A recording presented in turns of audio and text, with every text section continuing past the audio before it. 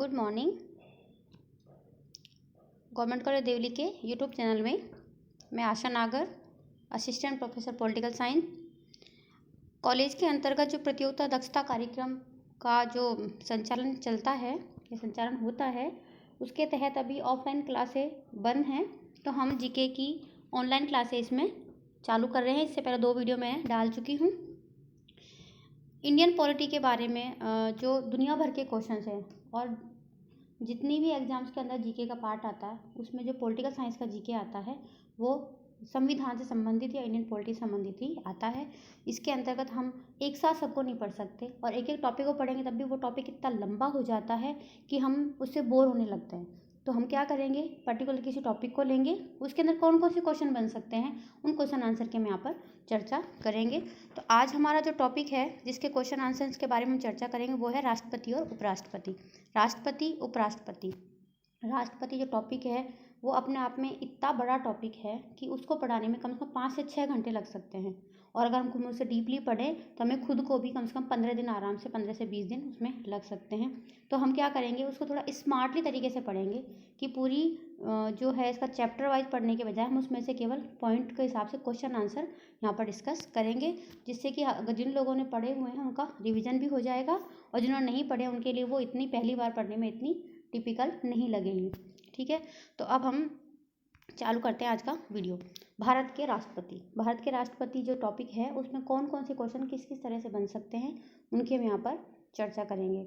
जैसा कि हम सबको पता है कि हमारे यहाँ पर संसदात्मक शासन प्रणाली है, जिसके अंतर्गत जो कार्यपालिका है, कार्यपालिका की संपूर्ण शक्तियाँ राष्ट्रपति के पास में होती हैं, लेकिन वो उनका अमेरिका के राष्ट्रपति की तरह स्वयं प्रयोग नहीं करता या सारी शक्तियाँ राष्ट्रपति में निहित वास्तविक रूप में नहीं होती हैं। यहाँ पर राष्ट्रपति अपनी शक्तियों का प्रयोग मंत्रिपरिषद की सलाह से करता है, जिसका प्रधान प्रधानमंत्री होता है। यानी कि कार्यपालिका के अंतर्गत राष्ट्रपति, प्रधानमंत्री और मंत्रिमंडल सब मिलकर कार्य करते हैं। फिर भी जब संवैधानिक रूप से पूछा जाता है तो कार्यपालिका का अध्यक्ष कौन होता है? राष्ट्रपति होता है। जो हमारे भारत का राष्ट्रपति है उसकी कौन से देश के प्रधान से तुलना की जाती है? तो वो है ब्रिटेन के सम्राट से। देखो कैसे, ब्रिटेन में और भारत में दोनों में ही संसदात्मक शासन व्यवस्था है, तो वहाँ पर भी कार्यपालिका के 2 प्रधान हैं, यहाँ पर भी 2 प्रधान हैं। ठीक है, जो वहाँ का सम्राट वहाँ का वास्तविक प्रधान नहीं होकर केवल औपचारिक प्रधान है। यहाँ भी राष्ट्रपति कार्यपालिका का संवैधानिक प्रधान होता है, इसलिए सम्राट की और राष्ट्रपति की स्थिति दोनों की एक जैसी मानी जाती है। राष्ट्रपति पद्धति में जो समस्त कार्यपालिका शक्ति हैं उसमें वो शक्तियाँ किस में निहित होती हैं? इसका क्वेश्चन का मतलब ये है कि जहाँ पर राष्ट्रपति शासन होता है यानी अध्यक्षात्मक शासन होता है, वहाँ पर कार्यपालिका की सारी शक्तियाँ राष्ट्रपति में निहित होती है, जैसे कि अमेरिका में। ठीक है, हमारे देश में संविधान के अनुसार प्रथम नागरिक किसको माना जाता है? वो है राष्ट्रपति को माना जाता है। ठीक है, राष्ट्रपति यहाँ का प्रथम नागरिक होता है। भारत की जो तीनों सेनाओं का सर्वोच्च सेनापति कौन होता है? वो होता है राष्ट्रपति। ठीक है, मैंने पहले के वीडियो में भी कुछ राष्ट्रपति के बारे में क्वेश्चन बताए थे, अब उनका वापस एक बार हम रिवीजन यहाँ पर हो जाएगा। अब राष्ट्रपति पद की जब योग्यताएं हम पढ़ते हैं तो उसमें आयु की संबंध में क्या योग्यता है कि कितने वर्ष की आयु प्राप्त व्यक्ति राष्ट्रपति के चुनाव का उम्मीदवार बन सकता है? वो है 35 वर्ष की आयु। ठीक है, राष्ट्रपति का चुनाव किस पद्धति द्वारा होता है? ये इम्पोर्टेंट है। यह है आनुपातिक प्रतिनिधित्व की एकल संक्रमणीय पद्धति। ठीक है, इसके द्वारा राष्ट्रपति का चुनाव होता है। भारत के राष्ट्रपति का चुनाव कौन संचालित करता है? यानी कि राष्ट्रपति का जो चुनाव होता है तो उसका संचालन कौन करता है? वो करता है भारत का निर्वाचन आयोग। ठीक है, भारत के राष्ट्रपति का ये राष्ट्रपति के चुनाव संबंधित मामले कहाँ भेजे जाते हैं? इसका मतलब क्या है, यदि राष्ट्रपति के चुनाव में कुछ गड़बड़ी होती है या कुछ लोगों को डाउट होता है कि इसमें कुछ सही तरीके से चुनाव नहीं हो पाए हैं या विवादास्पद कोई मामला आ जाता है, तो उस समय उससे संबंधित सारे मामले यहाँ के सर्वोच्च न्यायालय में जाते हैं। ठीक है, भारत के राष्ट्रपति का कार्यकाल कितना होता है? 5 वर्ष होता है। इससे पहले भी उसको महाभियोग की प्रक्रिया द्वारा हटाया जा सकता है, जैसे हमारे इसमें है। ठीक है, राष्ट्रपति को उसके पद से कैसे हटाया जाता है? संसद द्वारा महाभियोग की प्रक्रिया चलाकर उसको अपने पद से हटाया जाता है। ठीक है, ये रहा महाभियोग की प्रक्रिया द्वारा। राष्ट्रपति पर महाभियोग किस आधार पर लगाया जाता है? संविधान का अतिक्रमण करने पर, इसको बोलते हैं सिद्ध कदाचार पर। या कदाचार को सिद्ध हो जाता है, उसने संविधान का अतिक्रमण किया है, तो ही उसको अपने पद से हटाने के लिए संसद के किसी भी सदन द्वारा महाभियोग का प्रस्ताव पारित किया जा सकता है। ठीक है। भारत के राष्ट्रपति को पद और गोपनीयता की शपथ कौन दिलाता है? यानी जब भारत का राष्ट्रपति का चुनाव हो जाता है तो उसको शपथ दिलानी होती है। शपथ कौन दिलाता है? भारत का मुख्य न्यायाधीश। संविधान के किस अनुच्छेद के अंतर्गत राष्ट्रपति मुख्य न्यायाधीश के समक्ष शपथ ग्रहण करता है? देखो, हमें जब भी हम संविधान के बारे में जीके पढ़ते हैं तो हमें अनुच्छेद याद करना बहुत ज़रूरी है। और इन अनुच्छेदों को हम 1 से लेकर 395 तक क्रम से अगर याद करना हम शुरू करेंगे तो वो हमें याद नहीं हो पाएंगे। इसलिए हम जब भी कोई टॉपिक पढ़ते हैं उस टॉपिक से संबंधित अनुच्छेद हमें उसके साथ याद करने होंगे। तो ऐसे करके धीरे धीरे जो इम्पोर्टेंट जो अनुच्छेद हैं वो साथ के साथ ही याद होते चले जाएंगे। तो शपथ वाला राष्ट्रपति का शपथ का है 60। राष्ट्रपति अपना त्याग पत्र किसे सौंपता है? उपराष्ट्रपति को। राष्ट्रपति अपना त्याग पत्र उपराष्ट्रपति को सौंपता है। जब राष्ट्रपति उपराष्ट्रपति को त्याग पत्र सौंपता है तो उपराष्ट्रपति को इसकी सूचना किसके द्वारा दी जाती है? वो है लोकसभा के अध्यक्ष के द्वारा। राष्ट्रपति के त्यागपत्र की सूचना राष्ट्रपति ने त्यागपत्र उपराष्ट्रपति को दे दिया। ठीक है। उपराष्ट्रपति फिर इसकी सूचना किसको देगा? लोकसभा के अध्यक्ष को देगा कि राष्ट्रपति ने अपना त्यागपत्र दे दिया। ठीक है। स्वतंत्र भारत के प्रथम राष्ट्रपति जो राजेंद्र प्रसाद थे वो किस राज्य से थे? वो है बिहार राज्य से। भारत के किस राष्ट्रपति की मृत्यु उनके कार्यकाल खत्म होने से पहले ही हो गई, यानी कि पद पर रहते ही हो गई थी? वो है जाकिर हुसैन की और फखरुद्दीन अली अहमद की। भारत का राष्ट्रपति किसकी नियुक्ति नहीं करता? ये ऑप्शनल क्वेश्चन जब आएंगे तब उसमें न्यायाधीश आएगा और प्रधानमंत्री आएगा, राज्यपाल आएगा, उपराष्ट्रपति आएगा। 4 तरह का ऑप्शन आते हैं तो हमें उसमें आंसर लिखना उपराष्ट्रपति की नियुक्ति राष्ट्रपति नहीं करता है। कौन सा ऐसा बिल है जिस पर राष्ट्रपति की स्वीकृति आवश्यक होती है? वो होता है वित्त बिल।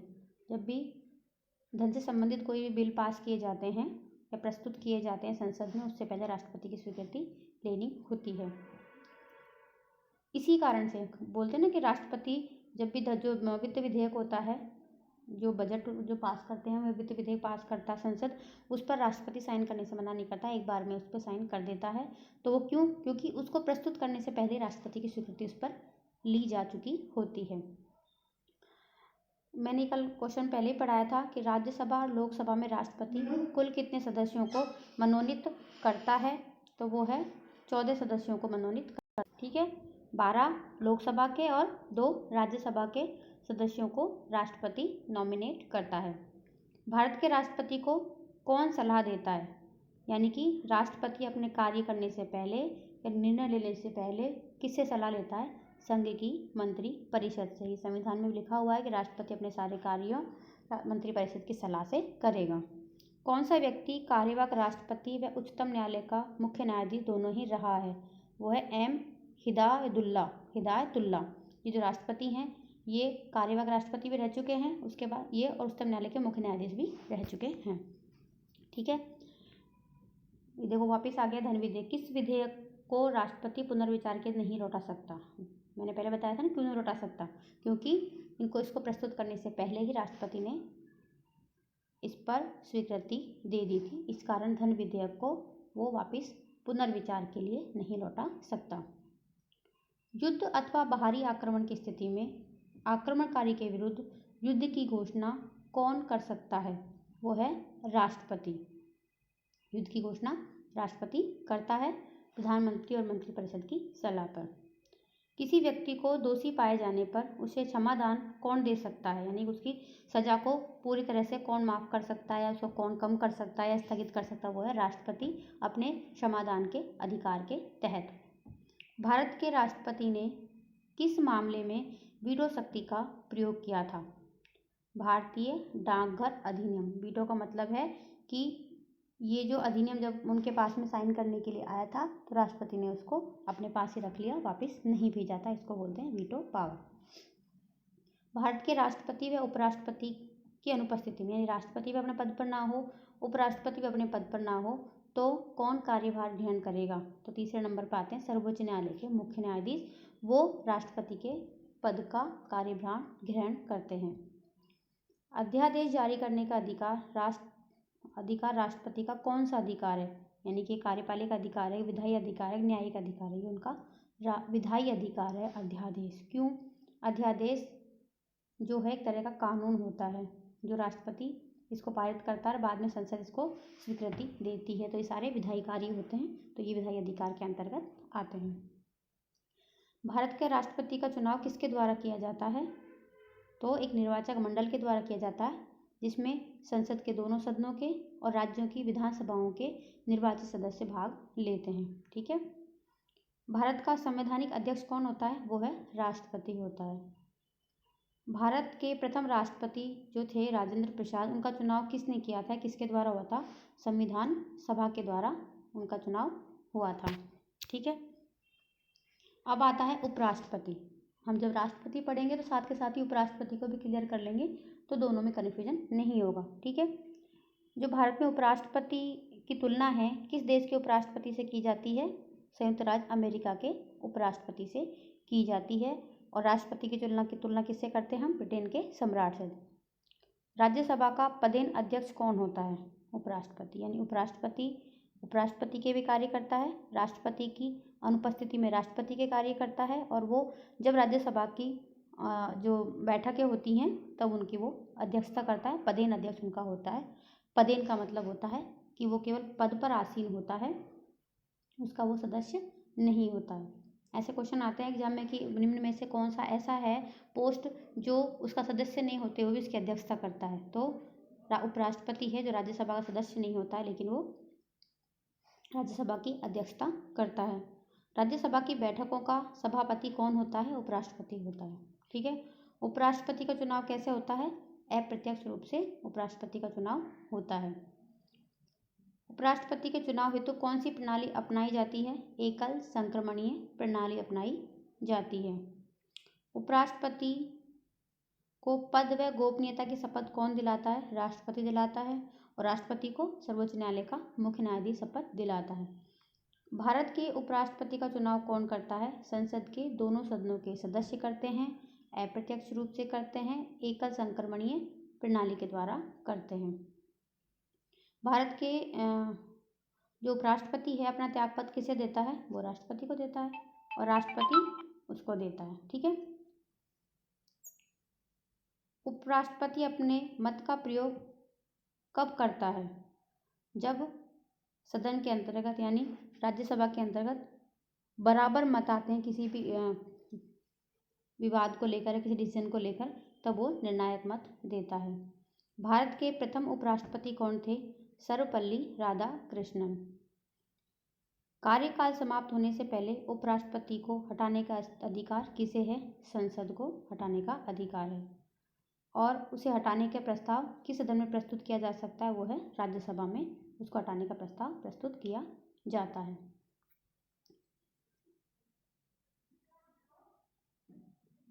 क्या था? भारत में लगातार 2 बार उपराष्ट्रपति कौन रहा है? सर्वपल्ली राधाकृष्णन ऐसे व्यक्ति हैं जो 2 बार उपराष्ट्रपति रह चुके हैं। मोहम्मद हामिद अंसारी क्रम के हिसाब से कौन से उपराष्ट्रपति थे? देखो ऐसे क्वेश्चन पूछे, हमको उपराष्ट्रपति सारे पता हैं कि कौन कौन से उपराष्ट्रपति होते हैं, लेकिन हमें क्रम पता नहीं होता, इसलिए कुछ एक लिस्ट आती है, इसमें राष्ट्रपति उपराष्ट्रपति की लिस्ट होती है, उनमें से उनका क्रम भी याद करना होता है और ये भी याद करना होता है कि किसके बाद कौन सा है, किससे पहले कौन सा है, वो याद करने होते हैं। तो वो मोहम्मद हामिद अंसारी थे, वो 12वें उपराष्ट्रपति रहे हैं। ठीक है। उपराष्ट्रपति के चुनाव में उम्मीदवार के नामांकन के लिए जो निर्वाचक मंडल होता है उसमें कम से कम कितने अनुमोदन आवश्यक होते हैं? 20। यानी कि 20 व्यक्ति उपराष्ट्रपति जो के लिए उम्मीदवार जो व्यक्ति होता है उसके नाम का अनुमोदन करते हैं। उपराष्ट्रपति के चुनाव संबंधी विवादों को कौन देखता है? तो राष्ट्रपति और उपराष्ट्रपति दोनों के चुनाव संबंधी विवादों को सर्वोच्च न्यायालय ही हैंडल करता है। उपराष्ट्रपति का कार्यकाल कितना होता है? हमें सब पता है, 5 साल है। तो राष्ट्रपति और उपराष्ट्रपति की योग्यताओं की आयु की योग्यता कितनी होती है? 35 वर्ष होती है। संविधान के किस अनुच्छेद में उपराष्ट्रपति का वर्णन है? वो है अनुच्छेद 63 में। उपराष्ट्रपति किस सदन का सदस्य नहीं हो सकता? राज्यसभा का सदस्य नहीं हो सकता। ये हमने पहले भी आ चुके हैं। अब देखो, इस जो मैंने ये जो फोटो है आपके लोगों के सामने, इसको ध्यान से देखना। इसमें राष्ट्रपति उपराष्ट्रपति संबंधी जो भी आर्टिकल हैं वो क्रम से समझाए गए हैं, क्योंकि राष्ट्रपति उपराष्ट्रपति हमने पढ़ ही लिया है, और मंत्रिपरिषद है, संसद है, ये सब आपस में एक साथ एक दूसरे से तार इनके जुड़े हुए हैं, क्योंकि संसद का राष्ट्रपति भाग अंग होता है, उपराष्ट्रपति राज्यसभा का पदेन अध्यक्ष होता है, संसद को भंग करने का अधिकार, संसद को आहूत करने का जो अधिकार वो राष्ट्रपति के पास होता है। तो इस प्रकार ये जो आपस में कड़ियाँ इनकी दूसरे जुड़ी हुई हैं। तो देखो, राष्ट्रपति के बारे में जो पद के बारे में बताया गया अनुच्छेद 52 में बताया गया है। तो इसमें 11 जोड़ दो तो 63 में उपराष्ट्रपति के बारे में बताया गया है। उसमें 11 जोड़ दो तो 74 में मंत्रिपरिषद और प्रधानमंत्री के बारे में बताया गया है। यानी अनुच्छेद 52 में राष्ट्रपति, ठीक है, 52 में राष्ट्रपति, 63 में उपराष्ट्रपति और 74 में प्रधानमंत्री और मंत्रिपरिषद। यानी कि राष्ट्रपति का अनुच्छेद याद करना, उसमें 11 जोड़ देंगे उपराष्ट्रपति हो जाएगा, उसमें 11 जोड़ देंगे तो मंत्रिपरिषद और प्रधानमंत्री का आर्टिकल आ जाएगा। ठीक है। 52 के अनुसार कार्यपालिका भारत में राष्ट्रपति होगा। 53 में संघ की कार्यपालिका शक्ति के बारे में वर्णन है। 54 में राष्ट्रपति का निर्वाचन है और 61 में राष्ट्रपति पर महाभियोग की प्रक्रिया का वर्णन किया गया है। इंपॉर्टेंट आर्टिकल हैं, वो सारे आर्टिकल हमें याद करने की जरूरत नहीं होती, हमें केवल इंपॉर्टेंट चीज़ याद करने की होती है। राष्ट्रपति का क्षमादान, ठीक है। 108 एम्बुलेंस आती है ना, क्यों आती है? जब कोई गड़बड़ हो जाती है तब आती है भागकर, ठीक है, बुलाई जाती है इमरजेंसी में। तो संयुक्त बैठक भी इमरजेंसी में बुलाई जाती है एक तरह से, जब किसी विधेयक पर, इसमें भी ध्यान रखना, साधारण विधेयक पर, संविधान संशोधन विधेयक और वित्तीय विधेयक पर संयुक्त बैठक नहीं होती है। जब भी साधारण विधेयक पर लोकसभा राज्यसभा में अगर कोई विवाद हो जाता है या उनमें मत एक नहीं होता है तो उनकी संयुक्त बैठक राष्ट्रपति के द्वारा बुलाई जाती है, जिसकी अध्यक्षता लोकसभा का अध्यक्ष करता है। ठीक है। 1 2 3 राष्ट्रपति अध्यादेश जारी करता है, यानी 123 आर्टिकल 123 पे। ठीक है। राष्ट्रपति सुप्रीम कोर्ट से परामर्श लेता है, इसकी शक्ति का वर्णन है अनुच्छेद 143 में। ठीक है। राष्ट्रपति के अनुच्छेद में 101 जोड़ दोगे तो राज्यपाल का अनुच्छेद आ जाएगा 153, और उसमें अगर फिर 10 जोड़ दोगे तो मंत्रिपरिषद आ जाएगी राज्य की और मुख्यमंत्री आ जाएगा। ठीक है। ये अनुच्छेद हैं, याद करने के तरीके हैं। इस फोटो को याद कर लोगे तभी हमारे बहुत सारे आर्टिकल क्लियर हो जाएंगे। उपराष्ट्रपति हो गया, मंत्रिपरिषद होगी, मंत्रिपरिषद में मंत्रियों की नियुक्ति अनुच्छेद 75 में है। 76 में महान्यायवादी अटॉर्नी जनरल होता है। ये एक तरह से सरकारी वकील होता है। वकील क्या करता है? हमारे आपसी विवादों को न्यायालय में प्रस्तुत करता है। महान्यायवादी राज्यों से संबंधित विवाद और केंद्र संबंधित विवादों को न्यायालय में पेश करता है। CAG ये नियंत्रक और महालेखा परीक्षक होता है, जो भारत के लेखों की जांच करता है। ठीक है। सरला यानी संसद, राज्यसभा और लोकसभा, ये याद करना है। ठीक है। तो सरला का संसद का वर्णन भारत की संसद होगी 79 में किया गया है। उसके उच्च सदन का नाम राज्यसभा है, वो 80 में है, और निम्न सदन का नाम लोकसभा है, वो 81 में इसका वर्णन किया गया है। तो ये फोटो हमें याद रखनी है, इससे हमें बहुत सारी चीज़ें क्लियर हो जाएंगी। ठीक है। ये राष्ट्रपतियों के जो है मैंने लिस्ट इसमें डाली है, पहले राष्ट्रपति से लेके अभी जो वर्तमान में है रामनाथ कोविंद, वहाँ तक की लिस्ट है। तो इसमें से हमें इनका क्रम भी याद करना है और इनका कब से कब तक रहे वो भी याद करनी है। ठीक है। तो इसके साथ आज हमारा जो ये राष्ट्रपति उपराष्ट्रपति के कुछ GK संबंधित क्वेश्चन थे इम्पोर्टेंट, और भी बहुत सारे क्वेश्चन हैं, आगे जब भी टाइम मिलता जाएगा इनके जो बच्चे क्वेश्चन उनके साथ में वापस भी आएंगे। ठीक है। तो आज के लिए इतना ही, धन्यवाद।